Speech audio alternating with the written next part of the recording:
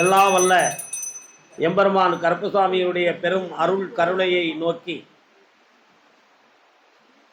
தன்னுடைய மனக்குறைகளை எல்லாம் தீர்க்க வேண்டும் என்று சொல்லி இங்கே கூடி வந்திருக்கிற அனைத்து பக்தர்களுக்கும் நமது திருக்கோவிலில் நடக்கிற ஒவ்வொரு அருள் நிகழ்ச்சிகளை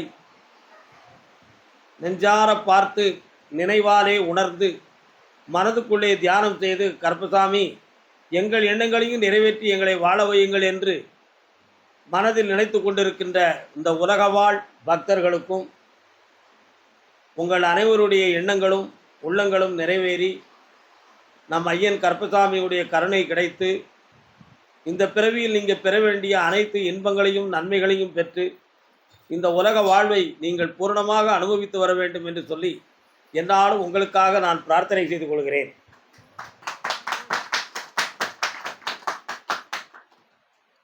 ஒவ்வொரு மகான்களும் ஒவ்வொரு சித்தர்களும் ஒவ்வொரு யோகியர்களும் அவர்கள் எதற்கு கட்டளையிட்டார்கள் என்றால் மனதுக்குத்தான் கட்டளையிட்டார்கள். மனசு மனசு மனசு அறுசுவை உணவுகளை அன்போடு இலையில வைத்தாலும் சாப்பிட்றதுக்கு என்ன வேண்டும் என்று கேட்டால் மனசு தான் வேண்டும் சாப்பிட்றதுக்கு.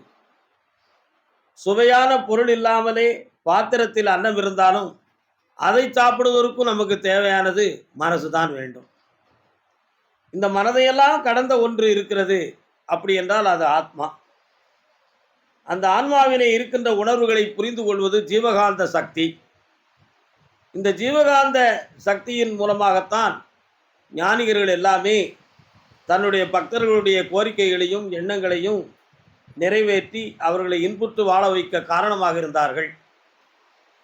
அது எப்படி என்றால், ஒரு ஞானியின் முன் ஒரு பக்தன் வந்தால் அவனுடைய உள்ளத்திலும் உணர்விலும் என்ன வேதனை ஓடுகிறது, என்ன செய்தி ஓடுகிறதோ அது அந்த ஞானியினுடைய உள்ளத்துக்கு உணர்த்தப்படும். அதே சமயத்தில் ஞானி உணர்த்த வேண்டிய உணரப்பட்ட உண்மைகளில் ஒரு ரகசியம் என்னவென்றால், தன்னை நாடி வந்த பக்தனுடைய உள்ளத்தில் வருத்தம் இருந்தாலும் அவன் உணர்ந்து கொள்கிறான், மகிழ்ச்சி இருந்தாலும் உணர்ந்து கொள்கிறான், என்ன ரகசியங்கள் நடந்திருந்தாலும் கூட அந்த ஞானி உணர்ந்து கொள்கிறான். அப்போ பக்தன் பாதி ஞானி பாதிங்கிற ஒரு நிலைக்கு நாம் ஏற்பட்டு விடுகிறோம். இதை வள்ளலார் சொல்லும்போது, வாடிய பயிரை கண்டபோதெல்லாம் நான் வாடினேன் என்று சொன்னார். அந்த வார்த்தையை சாதாரணமாக கேட்டு எல்லா மக்களும் பயிர்கள் வாடியிருப்பதை கண்டு இவர் வருத்தமடைந்தார் என்று புரிந்து கொண்டார்கள். ஆனால் உண்மையின் தத்துவம் அப்படி கிடையாது. எப்படி ஒரு குரு தன்னுடைய சீடனுடைய உள்ளத்தில் இருக்கக்கூடிய வேதனையை தன்னுடைய வேதனையால் உணரும் பொழுது அவன் அழுகின்றான் என்றால் ஞானியனுடைய கண்களும் தானாகவே கண்ணீர் விடக்கூடிய உணர்வுகளை தொடுகிறது. ஒரு பக்தன் வருத்தப்பட்டான் என்றால் தன் அறியாமலே அந்த குருவுடைய உள்ளம் வருத்தமடைகிறது. எங்கோருந்து ஒரு பக்தன் ஒரு செயலை நினைத்து ஏங்குகிறான், வேதனை அடைகிறான். ஆனால் இந்த வேதனை யாரை தொடும் என்றால் அந்த பக்தன் யாரை குருவாக நினைத்தானோ அந்த குருவை அந்த வேதனையும் தொடும், அந்த மகிழ்ச்சியும் தொடும். இதை நன்றாக உணர்ந்த ஒரு குருமகான் புரிந்து கொள்கிறார்.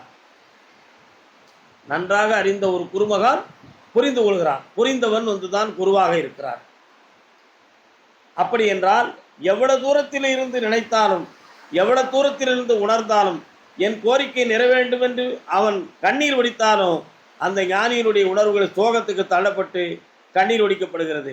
ஏன் நமக்கு இந்த சோதனை, எதற்காக நாம் கண்ணீர் ஒடிக்கின்ற ஒரு உணர்வு வருகிறது, ஏன் என்று தனக்குள்ளே கேட்டால் இறை சக்தியின் மூலமாக எங்கோ இருந்து ஒரு பக்தன் ஒன்றை நினைத்து கண்ணீர் வடித்து கொண்டிருக்கிறான், அவனுடைய ததும்பலின் உணர்வுகள் தான் உன் உள்ளத்தை தொட்டதப்பா என்று சொல்லி அசரீரியாக இறைவன் உணர்த்தப்படுகிறான். அந்த குருமகான் அதை புரிந்து கொள்கிறார்.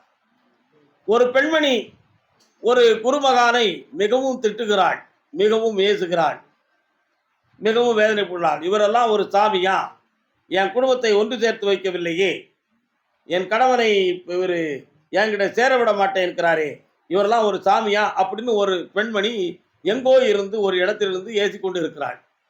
அவள் யாரோ என்னை ஏசுவதாக தெரிகிறது என்று இந்த குருமகான் அறிந்து அது யாராக இருக்கும், என்ன காரணத்துக்காக ஏசுகிறாள், இதனுடைய விளக்கம் என்ன, என்பதை தெரிந்து உணர்ந்து பார்த்தால் கடைசியில் கணவன் மனைவி 2 பேர்களுக்குள்ளே பிரச்சனை. அந்த கணவன் இந்த கோயிலுக்கு வந்திருக்கிறான். கோயிலுக்கு வந்து மனைவி தனக்கு செய்த கொடுமைகளையும் தனக்கு செய்த துன்பங்களையும் அவன் கருப்பசாமியிடம் சொல்லி வேதனைப்பட்டு கண்ணீர் விடுகிறான். அந்த கண்ணீருக்கு இந்த உத்தரவிலே கிடைத்தது, உன் மனைவி உனக்கு தவறு செய்திருக்கிறாளப்பா, அவளால் நீ மிகவும் பாதிக்கப்பட்டு விட்டாய், மாந்திரிகத்தாலும் நீ பாதிக்கப்பட்டிருக்கிறாய் என்ற உண்மைகளை நாம சொன்னதை யூடியூப் மூலமாக அந்த பெண்மணி கேட்டு இவரெல்லாம் ஒரு சாமியா அப்படி சொல்லி வருந்துகிறாள். ஆனா அவளுடைய குற்றத்தை அவள் உணரவில்லை என்பது மட்டும்தான் நான் கண்ட உண்மைகள். அந்த குற்றத்தின் விளக்கம் என்ன என்பதை உணர்ந்து பார்த்தால், அந்த வந்திருந்த கணவனோ வெளிநாட்டில் இருந்து தன் மனைவிக்காகவும் தன் மக்களுக்காகவும் இரவும் பகலுமாக பாடுபட்டு கண்ணீர் வெடித்து சரியாக தூங்காமல் பாடுபட்டவன். கோடிக்கான கோடி பணங்களை கொஞ்சம் கொஞ்சமாக தன்னுடைய மனைவி மக்களுக்கு பிள்ளைகளுக்கு தன் அக்கௌண்ட்டில் அனுப்பி இந்த பணமெல்லாம் இருக்கும் என்று நினைத்து அவன் லீவு போட்டு ஊருக்கு வந்து பார்த்தால் அந்த பணமே இல்லை. நல்ல புரிந்து கொள்ள வேண்டும், அந்த பணமே இல்லை.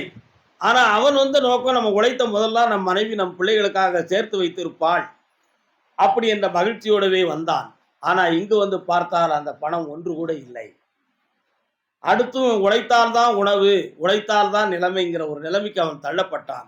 அப்படி என்றால் இங்கு நடந்தது என்ன என்று யூகித்து பார்க்கிற பொழுது, மனைவியை கேட்கிற பொழுது கணவன் மனைவி 2 பேருக்கும் தகராறு வருகிறது. அந்த பணத்தை எங்கே எங்கே என்று தேடினான். சில காலங்கள் கழித்து பார்த்தால் அவன் மைத்துனன் வருமானமே இல்லாதவன் அருமையாக ஒரு மாளிகை வீடு கட்டி வைத்திருந்தான். இந்த வீடு எங்கிருந்து வந்திருக்கும் என்றால், நம் மனைவி தன் சகோதரனுக்கு நம்முடைய உழைப்பை பகிர்ந்து விட்டாள், அதன் மூலமாக கிடைத்த வீடுதான் என்று இவன் உணர்ந்து கொள்கிறான். இந்த வார்த்தைகளை சொல்லுகிற பொழுது 2 பேருக்கும் பிரச்சனை.